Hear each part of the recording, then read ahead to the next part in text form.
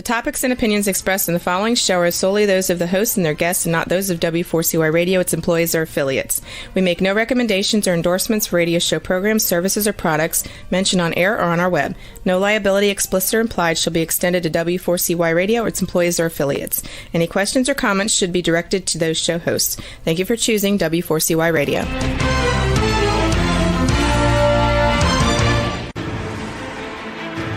What's working on purpose anyway? Each week, we ponder the answer to this question. People ache for meaning and purpose at work, to contribute their talents passionately and know their lives really matter. They crave being part of an organization that inspires them and helps them grow into realizing their highest potential.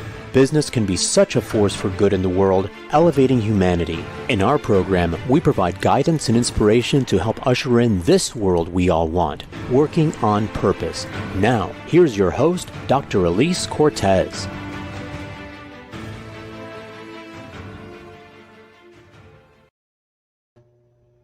Welcome back to the Working on Purpose program. Thanks for tuning in again this week. I'm your host, Dr. Elise Cortez, joining you live from Dallas, Texas, which is home base for me. By introduction, if you don't know me, I'm a management consultant specializing in meaning and purpose. I'm an organizational logotherapist, inspirational speaker, social scientist, and author. You can learn more about me and the work that I do at elisecortez.com or gusto-now.com. If you've been tuning in for a while, you know this program is a thought leadership series that enlightens and inspires listeners and viewers with insights from distinguished business leaders, authors, and subject matter experts. By listening in, you are part of the movement to create inspirational leaders and enlivening workplaces where we can thrive and do business that betters the world. Glad you're here. Now into this week's program. With us is Cynthia Forsman, who has a passion for storytelling. As an archetypal explorer, she works with individuals to uncover and connect the hidden symbols, patterns, and passions that give their lives and work meaning. As a founding partner at CultureTalk, she helps organizations design cultures, brands, and communications programs that are driven from a place of authenticity and deep awareness. We'll be talking about how she developed her 12 archetypes and the work she does. She joins us today from Denver, Colorado. Cynthia, welcome to Working on Purpose. Thank you so much. It's great to be here, Elise. Thank you. Isn't it wonderful? We find each other because we have fantastic connections in the world. Thank you, Eli Tahar, for bringing us together. Absolutely. I love the fact that I get to literally have conversations with people from across the world, and we have listeners who enjoy the program from across the world. So I feel like I'm connected, and thanks to you as well for that. And I love your background as well. I think we share some really similar parts of our story. So great to be here. Absolutely. And to that end, the first thing I wanted to start with is we both have this focus to help humans thrive in the world. So why is that important to you? Why do you care so much about that kind of work? Well, maybe the simplest way to put it is I tend to think that our state of being is contagious. I love that. I completely agree. Yeah, it's not 100% mine. One of my mentors, Tammy Simon, recently said that, and I just so resonated with it because, you know, how I show up in any given moment in my life, in my job role, as a parent, as a, partner in a relationship, I'm affecting everybody else. My ability to show up fully, wholly, authentically in alignment with myself and my own purpose affects everything around me. I mean, we're just energetic that way. Completely agree, fully aligned. And another thing about us that makes us really interesting, of course, is we bring our whole package, what we've come through, how we were raised, and our genetic qualities, et cetera, to the world. And one of the things I find so interesting about you and your work with archetypes and your culture focus on individuals and companies is that you talk about having grown up in a family with 10 children, which, as you refer to, it was a small organization, right? So help us understand how that experience of growing up has contributed to and informed the work you do today in archetypes and culture. Yeah. I did. How many small companies do we know, or family-owned businesses that are, less than 10 people? So I literally, my first organizational experience was being an Agresta, and I'm third of 10. So I'm at the top of the brood. And I guess, at least some of the things I learned early on in my life was group. Was being part of a system, was being part of something that was bigger than just me. And, we had rituals, we had traditions, we had rules, we had hierarchy. We had, God help you if you were late when it was time for dinner, because no one could eat, right? So we had, that kind of reinforcement from each other. But probably the most important aspect of what we learned was teamwork, right? Because if we were going to grandpa's, or we were going to the beach, or we were going to church on Sunday morning, a lot of things had to happen, and it takes a big coordinated effort. And in our family, so I know we're going to talk a little bit about 12 archetypes. With my parents, there are 12 of us. And so, there is a lot of different perspectives, if you will, even amongst my siblings and my family members, that, you learn to work with people, you learn to collaborate, to allow for differences in opinion and need and all that kind of thing. Yeah, and I had wondered if you could find representation of all of your 12 archetypes in your family. I was wondering about that, but I want to help our listeners understand first, just even how you got into the work, right? You studied archetypes, and I know that you had a mentor or somebody that you were working with here. But what's interesting from my vantage point, I don't know a lot about archetypes, but from what I think I know of them, and you tell me if I'm way off, I see them as both an identity, orientation, and a way of moving through the world and being connected to it. I love that definition. I think you've got a very clear way of thinking about archetypes, but I'll give you a couple of other ways. So I have background in psychology and master's in positive psychology. That's where the thriving for both of us has got to come from, right? I have it too. That's right. How do we thrive? But Carl Jung, who was a Swiss psychotherapist in the mid 1900s, was really the person who coined that term archetype. And he was also somebody that was into studying symbols and patterns and things that had shown up in history and religion and gods and goddesses. And what he started to notice is that there's certain patterns that seem not specific to you, Elise, or me, but they seem to be patterns that repeat themselves over time, kind of storylines that provide structure as a way of understanding who we are. And so he was the first person that really talked about archetypes, and he had lots and lots and lots of archetypes. There's a lot of, there's a number of thinkers, educators, philosophers who have some kind of archetypal system, and they may have different numbers of archetypes, but he had many, many archetypes. And he looked at, his thought was the key to consciousness was really to look within at your own patterns, your own stories, and to, I have a friend who says, if you don't manage your archetypes are going to manage you. So how do we use archetypes as a way of becoming aware of the patterning that we're stepping into? So I know that you have 12 archetypes, and thank you again for allowing me to take the assessment. We'll talk a little bit later about both of our results. But first, before we talk about the actual archetypes themselves, would you say a little bit about how you derived them? Oh, yes. So the 12, we use at CultureTalk, we use a group of 12 archetypes. And that framework actually comes from another Jungian researcher by the name of Carol Pearson. And Carol, I would credit Carol with bringing archetypes into the modern workplace. She really focused on, Jung said archetypes show up in individuals as personality, but they also show up in groups as culture. And so Carol is an organizational development thinker who was really curious about how these same patterns show up in groups and in organizations and in organizational culture. And so she identified 12, a framework of 12, and that is the framework that we have built the work upon. I had a chance to study with Carol early on into my career, and it was definitely one of those game changer moments to learn about her work. Oh, I totally get it, right? I am such a sucker for learning. I wish you could see my bookshelf over here. I just love it. I've always thought if I ever had to pack up and move again, what would I do with all my books? Yeah. Come along with me. Well, let's have a little fun here and help our listeners and viewers understand a little something about these 12 archetypes. Can you talk about each one of them just briefly? Sure. So in the system of 12 that we use, there is the innocent, and very simply, the innocent might be considered kind of the optimist, the person who sees the glass half full. There's also the every person, who is that kind of personality that's about fairness, about justice, about leveling the playing field, kind of has a mind for, how do we connect as a group. Then we have the hero and the caregiver. The hero, I know, being one of yours that we're going to talk about, but definitely that courageous, brave, inspiring type of personality that just gets things done.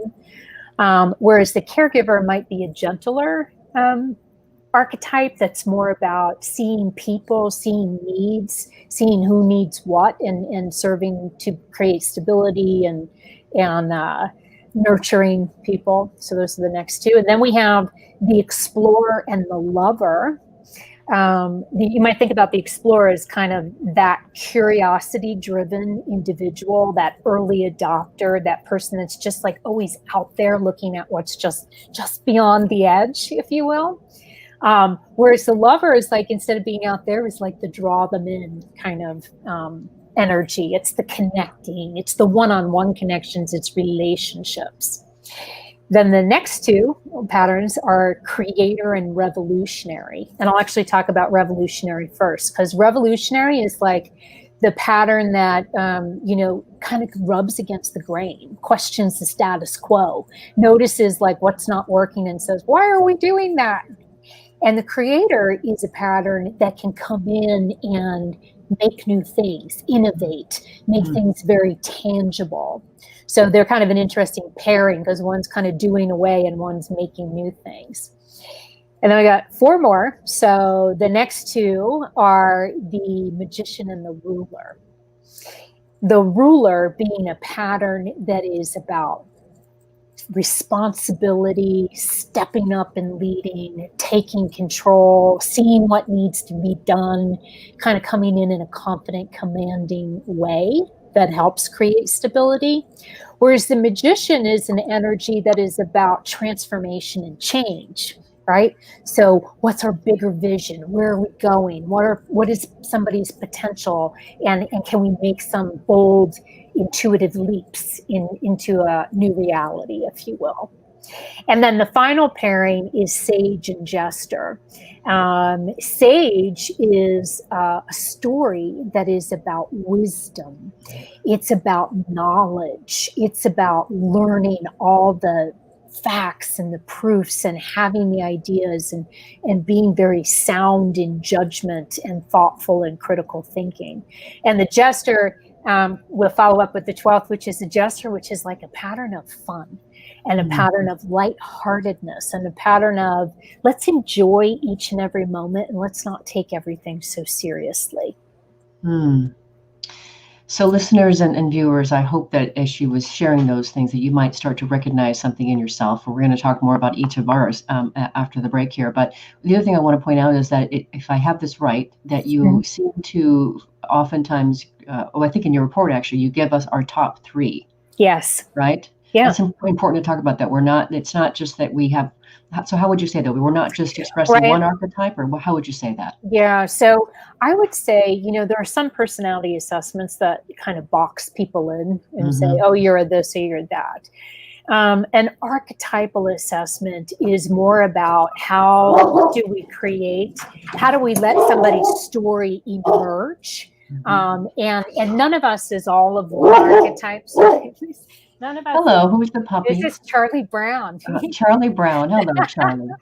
None of us is all of one and none of the other. We actually have the capacity, each of us, to tap into those storylines, but we kind of have two or three or four that are our go-tos, that are our natural tendencies, that we respond unconsciously, if you will, in a certain 3 or 4 patterns. So you have access. And I think your report actually shows you your scores across all 12. It does, yeah. So then if I have this right, this is also important for our listeners and viewers to understand. Then are you saying that we can grow into and access all of the archetypes at some point? I would say maybe not all, right? Too optimistic, am I? Yeah, no, I think it's an individual journey. I think that what we find is that there's certain patterns and stories that are just part of who we are, right? No doubt. I can't help showing up with that. But then as we become conscious, and this was Jung's point, as we become conscious of our stories and our patterns, we can shift. We can develop underdeveloped traits. We can, be more intentional about what we're trying to create in our life experiences. So it's sort of a yes and. Certain patterns are natural, but we have capacity to develop patterns. And sometimes in response to life, certain patterns may show up for us. Beautiful. We do have a couple of interactions with our online chat folks. We'll get those after the break. But let's take our first break. I'm Dr. Elise Cortez, your host. We've been on the air with Cynthia Forsman. She's the co-founder of CultureTalk. We've been talking a bit about how she got into the work that she's doing, why it's so compelling to her, and how she derived the 12 archetypes she worked with in organizations. After the break, we're going to get into the nitty-gritty of it and hear her talk about my results as well as the work she does with customers and clients. Stay with us. We'll be right back.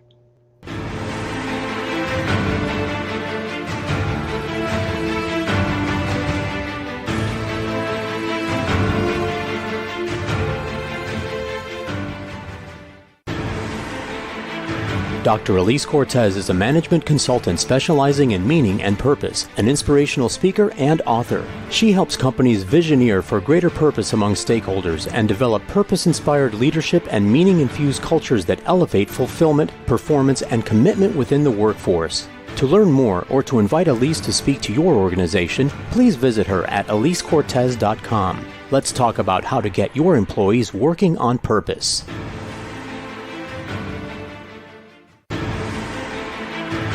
This is Working on Purpose with Dr. Elise Cortez. To reach our program today or to open a conversation with Elise, send an email to Elise, A-L-I-S-E, at elisecortez.com. Now, back to Working on Purpose.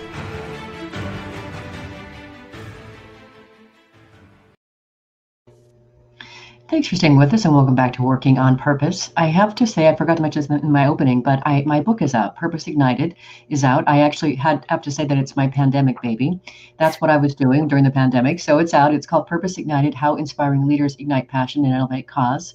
I really wrote it to turn on readers to their own passion, inspiration, and purpose. So that's why I wrote it. It's out there for you. Back to the program. If you're just joining us, Cynthia Forsman is my guest. She's the co-founder of CultureTalk. She joins us today from Denver, Colorado. Okay, so we had a couple questions come in before we get into the next piece of things here. The first question is there a book out about these archetypes and how can I get my own? We actually have an assessment tool at CultureTalk.com where you can take an archetypal assessment, much like we did. Elise took her assessment, so that's one resource. Carol Pearson, who I mentioned earlier, has several books out that explore all different, aspects to learning your storylines and working with them. So awesome. 2 resources. Listeners, thank you for your engagement and your questions. Appreciate the interactions. Great. Okay, so what we also wanted to do in this segment here, Cynthia, is talk about each of our results and kind of how they show up and what they mean. So let's start with you if we can. So you said that your highest archetype is creator, then caregiver, then lover. And those are your core 3. So first I want to understand, how does knowing your core archetypes serve you in your life? Yeah, so there's a lot of different ways that we can apply archetypal thinking. And, I mentioned, by tapping in and seeing your own storylines, you can start to become more purpose-driven, more intentional about what you're creating. That's just one way we could look at archetype. Archetype as a framework has built into it several ways of being applied that help us develop as individuals, as leaders. So for example, each of the storylines that I described briefly has elements to it that we call strengths, but it also has a shadow side. right? And they come as part of the same package. So as we start to get in touch with our own storylines, what happens is we start to become aware of some of the stuff we drag into interactions with us. And so the ability to see our shadow, to get to know our shadow, the ability to tap in, because every one of those storylines is a motivational pattern. They're all motivated by something different. And I think motivation is a great why question. It's a great purpose question. So there's a whole opportunity. I mean, we develop personal brands, we develop personal purpose statements. I can share mine in a minute, but we also look at how can this person evolve and grow? How can they step out of shadow? How can they manage themselves in the moment or over their course of their lifetime to become more of a more highly evolved version of a pattern? You know, we also look at interactions with archetypes. So whatever your core archetypes are and my archetype are, they kind of define our lens, right? Both what we see, but also what we don't see, because we're coming at it from this, you know, perspective and this motivation. So there's a lot of juice in story telling that helps us connect, that helps us understand and align ourselves, that helps us shift our behaviors, all of those things. Well, and part of the work, the reason I like doing this kind of work, and I'm going to ask you to talk to me about my results as well, is because this whole notion of right self-understanding and awareness is forever, right? Of learning about who we really are and what makes us tick is a forever thing, which is why for me, in my book, I have a whole section or a whole chapter just on identity alone, because it's so important to understand who we are and who we're being in the world. And some of the interactions we're seeing in the chat here is, how can we see what we don't see? A lot of this is like ongoing work to work through like an assessment and the consulting that you do to help us be able to see what we can't see on our own, because it's just so much of the water that we swim in that we can't distinguish it. Totally. Right. Yeah. So what is your purpose statement? I want to make one more comment, and then I'm going to tell you what mine is. Okay. You know, another newer way that we are applying archetypes is actually in the conversation around diversity and inclusion, in terms of how do we deepen those conversations. And I make that comment because when you ask, how can we see someone else's perspective? What archetypes do is they help us, you know, make our subjective view of the world more objective, right? If I know, I'm looking through the creator lens, then I have this appreciation that Elise has a different lens, right? Elise has a different motivation, and I can start to, you know, appreciate, even if I don't have those patterns, I can start to appreciate somebody else's lens. So comment. So my three, right? So creator is kind of meaning maker. Let's just call it shorthand, like a creator is a meaning maker. So it's no wonder that I love storytelling so much. The lover is a connector, like a relationship builder, like a relationship with self and each other. And the caregiver is like this nurturer, this grower, this like mentor of who you can, you know, perhaps. So if you take those three together for me, I have created a purpose statement that I say my purpose is to create wonder standing, to create wonder standing. And what I mean by that, the creator energy, obviously in the word create, but I love the word wonder standing because I made it up, and that's what creators do. They make things up, but also, you know, I feel like wonder as a word gets at the energy of this like deeper connection we can have with ourselves, with each other, right? That deeper level of connection and understanding that we can create with archetypes and storytelling. So that's what I'm here to do.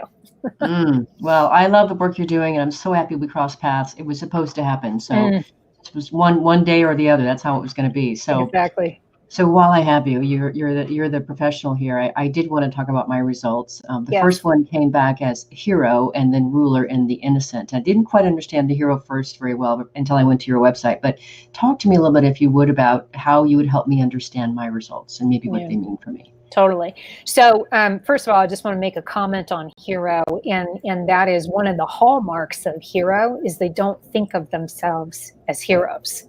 That's kind of like a hallmark, right? So it is one of the patterns that sometimes takes people a little bit more digging to see how that pattern is expressing itself. But, the first thing we do is we offer an assessment that you took, Elise. And I would say a first thing that you should do as an individual is kind of give it a gut read. Like read through that pattern. Yep, like what resonates, what doesn't resonate, because you have more capacity than hero and you may not resonate with every aspect of that pattern.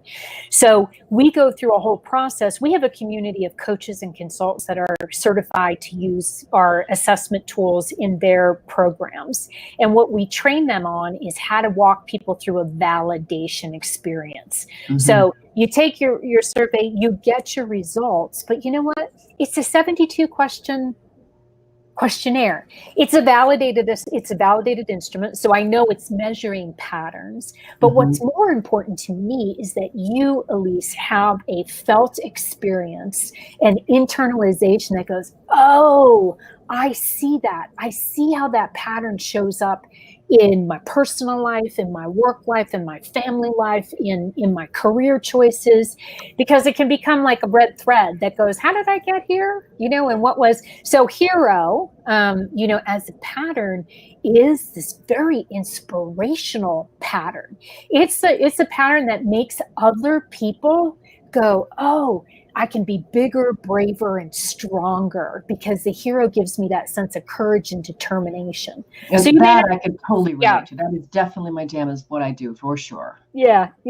And, so you may not resonate with everything. So I would suggest, like, how I would work with you is we would go through your top 3 or maybe 4 scoring patterns, and we'd put the questions to you, like, do you resonate?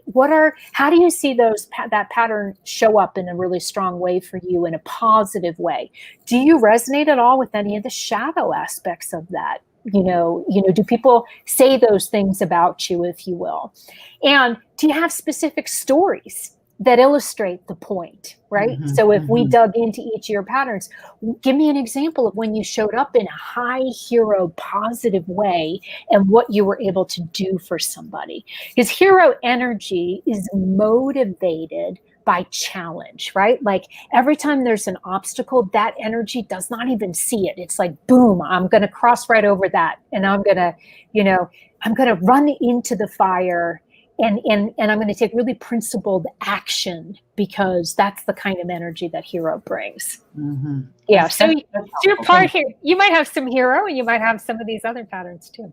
And I did. I noticed the ruler was in there, and I got that. So, but thank you. That helps me just better understand a little bit. It distinguishes my own selves, if you will, for myself. And listeners and viewers who are asking those questions about how do we see ourselves, that's part of it, is holding up a mirror and having somebody else help us see what maybe we can't see for ourselves. And it's a beautiful thing to do.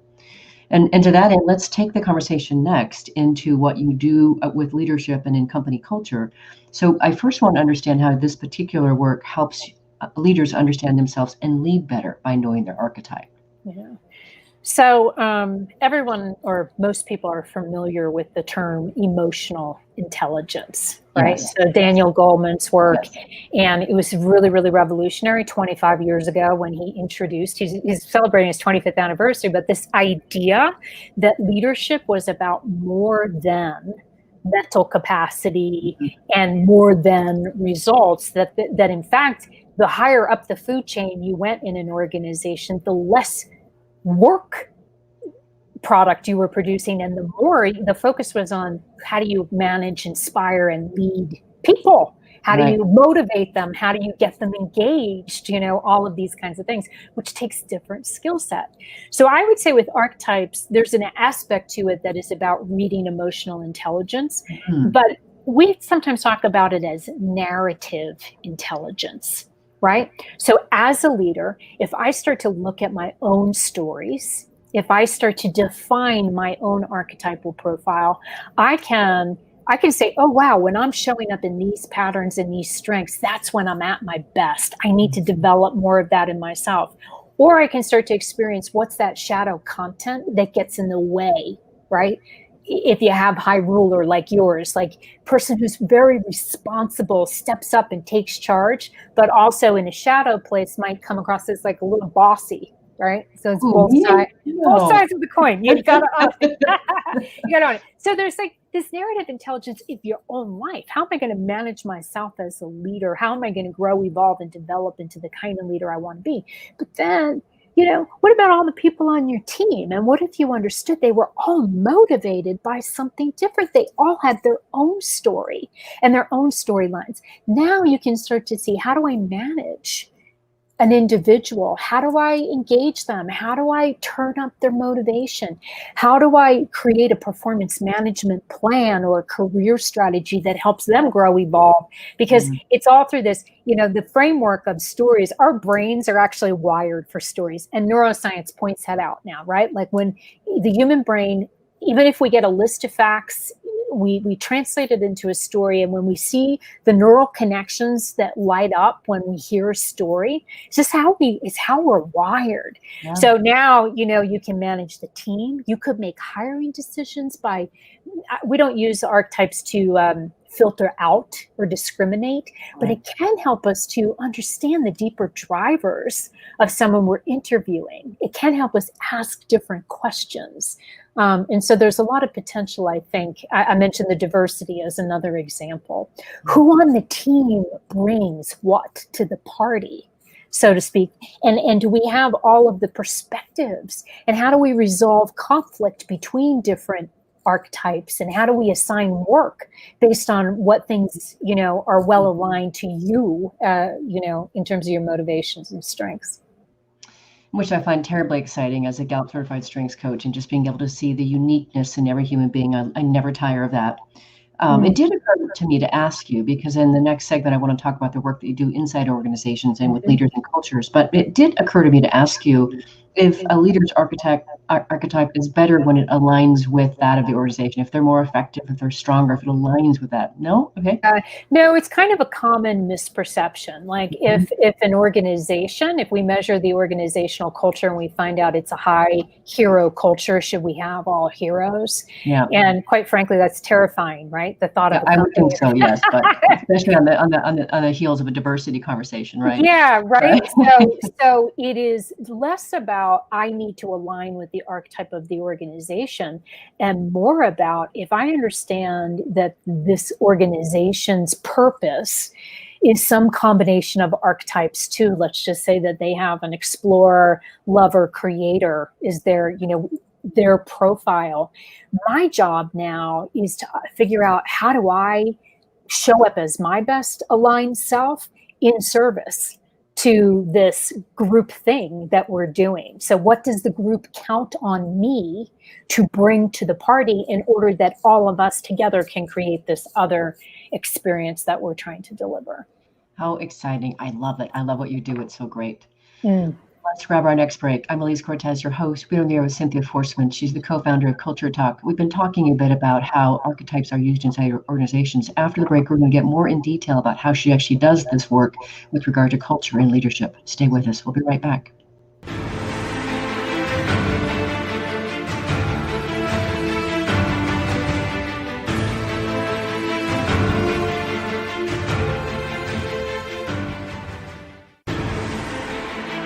Dr. Elise Cortez is a management consultant specializing in meaning and purpose, an inspirational speaker and author. She helps companies visioneer for greater purpose among stakeholders and develop purpose-inspired leadership and meaning-infused cultures that elevate fulfillment, performance, and commitment within the workforce. To learn more or to invite Elise to speak to your organization, please visit her at elisecortez.com. Let's talk about how to get your employees working on purpose.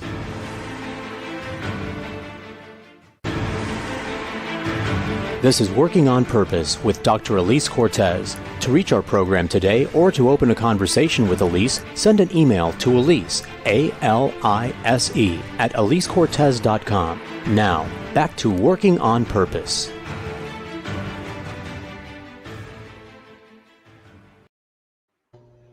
Thanks for staying with us, and welcome back to Working on Purpose. Another thing that I wanted to share with you that we cooked up during the pandemic is this little thing called Gusto Now.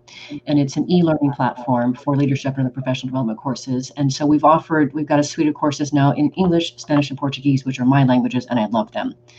Now back to our program. We have with us today Cynthia Forsman. She's the co-founder of CultureTalk. She's joining us today from Denver, Colorado. I'm your host, Dr. Elise Cortez. So in this last segment here, Cynthia, I really wanted to really roll up our sleeves and hear you talk about the work that you do inside organizations to bring it home for our listeners and viewers. So if you can start just maybe generically of just sharing, how do you work with companies to help them understand their archetype as an organization? Yeah, so the cultural archetype. So we have two assessment tools that we have built. One is designed to measure individual personality through the lens of 12 archetypes. So who am I? How do I perceive myself, the world, what motivates me, etc. The second tool actually measures the shared experience, or what we like to call the unwritten rules of engagement. I think I heard you, Elise, describe it as like the water we're swimming in. So, how do we, because everyone's talking about culture, but it is this very intangible thing, right? And CultureTalk and Archetypes was designed to, again, help us see the subjective lens and to make it a tangible thing. So, there's lots of different things. Culture is a big topic. And you don't always get a call from an organization saying, God, I have a culture problem. you get calls that say, I have a leadership problem. I have a branding problem. I have a reputational crisis. No one's engaged. Our turnover is high. Like, culture problems show up in like various symptomatic ways, right? Yes. But the thing that connects all of that is like the shared group experience. Not, we try to write down, like, here's our guiding principles, here's our mission, vision, values. But there's an aspect to organizational behavior that's like what we actually tolerate. Not just what we say, but what we actually do. And that's what CultureTalk is designed to measure. So just like in working with an individual, the first step is actually measuring the culture using that assessment. And you can have everybody in a company take the assessment. You can even add demographic questions that allow you to look at different departments, tenure, anything like that. And they get a result across 12 archetypes. But you have to walk through a validation experience. So for our consultants and trainers and coaches that are using the system, they would, run focus groups, run stakeholder interviews. They would go about getting more proof points, like for why are these patterns showing up in the story. And we're going to take the organization, the leadership team, whatever team is involved in the conversation, through the patterns that they're showing up. And what does this look like? What does it sound like? What are your stories? How is this part of your, strengths? Is it showing up as shadow? So similarly, getting them to validate, because that's where the magic is. The magic is not in the assessment. It's part art and part science. The science piece is, it's a validated instrument. But the art piece of it is kind of like getting a group to buy into this shared idea of who they are. And so then, instead of culture being this very intangible, like, we have a great culture, we have a toxic culture, we have a learning culture, like all these very generic words, now they can say, we have a revolutionary, innocent culture, and here's how it shows up. They have a language they can use. Totally understand that from the work that I do too with culture. But now next, though, if you will help us understand, how do you help companies steward their culture, their communication with an understanding of their archetype? Yeah. So, again, stories are just rich, right? They're packed with so much, right? We're wired for story. And some of what we get in story is motivation, strengths, values out of story.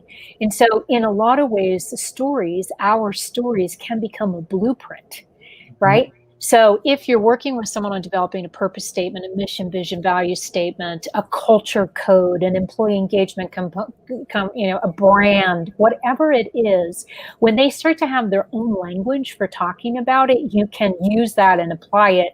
You can take the assessment once, but you can apply it out over and over again to all sorts of new things, because culture connects it all. It's the glue.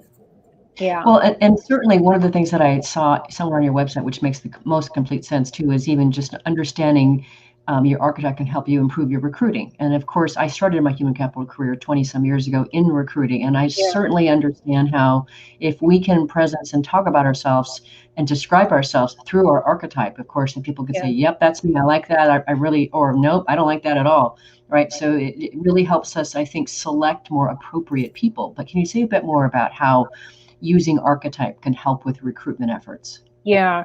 So, employee branding and talent branding I feel like it's still newer. It's newer in my career, right? We weren't talking about that a number of years ago. But because we are where we are in terms of information technology and people making choices, the millennial generation that came along and said, hey, you know what, it's about more than a paycheck. I want to be involved in something meaningful. And they're looking for that. It really pays for an organization to become intentional about how they're languaging, how they're putting themselves out there, what kind of stories they're telling about their organization to attract people. And you can't fake it. Right? Because the moment you say you are something and I come in and I go, you are not that, I have the opposite experience, that's going to create, crisis. Whereas if you work from first understanding what is it in a culture, like what's the secret sauce? Because how we show up in those, let's say it's 3 or 4 patterns that we choose to use to build a brand or an employment brand around, like, there's only one you. There's only one you organization with this unique vision, this unique group of people that came together to deliver on. And if we can let the brand or the talent brand or be like actually emerge out of our culture, like some of the feedback you'll hear from clients is like, oh, it's exactly what I always wanted to say about myself, our company, our organization, but I didn't have the words. So Archetypes gives us that like very tangible like words. And then when we're out telling stories that are true, that are authentic to who we are, that's where those things start to align and resonate. We live in a glass box. So, our culture is our brand in many ways. I wanted to comment on what you said there earlier about the words, whatever it was about not being spoken. But I when I do work like this too, what I've come to say is that really what I'm doing is I'm capturing the words that are hanging in the air, but not necessarily spoken. Right. Yeah. And it's so right. So this, it's so powerful when people can go, yeah, that's right. That's us, or that's me. It's incredible to get to do that work. I love to watch people's molecules change when they get that awareness. Right? It's just awesome. Yeah. It is. There's something magical about it, and there is also for us, for you, and for the work that's getting done. It's like it's not like our creativity. It's like them uncover. We're just helping them uncover look at what exists already in there, and it can really light teams up. So we've had a lot of long experiences with clients that once they go through this kind of archetypal assessment, the archetypes are so sticky, right? Like they're like, oh, they people get engaged around the story. Well, so it's interesting. I did want you to tell, maybe give us a case study or an example of a company that you work with or who you help to understand their archetypes. But one thing along the line of things being sticky, one of the things I found so great about your website is that you show, I should say, pair the archetypes with certain known companies. And if I have this right from memory, I believe Nike's is Hero, like me. Is that right? Yeah, we would call Nike Hero type of archetype. Because it's inspiring and it's agentic, right? And I would say, there's lots of reasons, that we could go into, both in terms of their internal culture and in terms of how they have branded their organization. But I would, just what are the 3 words that come to mind when you think of Nike? Yeah, just do it. Just do it. That's a hero energy, right? Just do it. Just do it, right? And so it doesn't have to be about sneakers and athletic wear. It's more about the feeling. What does it feel like when I step into that energy? I love it. Of course, I relate to this because one, I am from Oregon, like Nike is. Okay, good. And I am a runner. I do run in Nike shoes. Thank you, Nike. But anyway, I thought that was a great thing to illustrate a little bit of the stickiness that you're talking about. So totally. With that in mind, then, Cynthia, would you share an example or a case study of an organization you work with, whether or not you want to use their real name or their identity? But yeah, I'd be happy to, and I am going to use actually a real name. There was a company based in Colorado where I am, and the name of the company was DSC, which if doesn't mean anything to anybody, but that's another long story. They worked in the area of destination services, meaning they were meeting planners that would bring big groups into Colorado, and they would design the whole experience from when they picked them up at the airport till, the dinners, the shows, everything they did to kind of reward and recognize their corporate clients that came in. And DSC brought us in 10 years ago to do some work around their culture and their brand. And through an archetypal analysis, they landed on just two core stories that really felt the most like them. And that was the hero, and it was also the sage. It was the combination of those two. So initially what we did with that profile is we created a brand around it. We created like their tagline, DSC, we mastermind your experience. We combine know-how, sage, with can-do, hero. Like we got really deliberate about how we language things. We listened to all of their stories, all of their company lore, their traditions, etc. And we started to see like how they acted and behaved and rewarded hero and sage type of behavior, and how key it was into delivering the experiences that they built for their clients. Their growth strategy was to acquire similar firms outside of Colorado. So over the time we worked with them, they went out and they got some companies in Utah and Wyoming and Nevada, and they started having a bigger footprint across the West. So now they're merging cultures, right? Wow. What do we know about mergers? So the culture is a real sticky thing. It's a hard thing to deal with. And so they were able to use that understanding, that definition of who we are and what we value and what we stand for, to bring new cultures in. And so they would run entire meetings, like, engagement experiences with the team, with the new team, about their hero sage culture. And in that way, they were able to kind of indoctrinate it.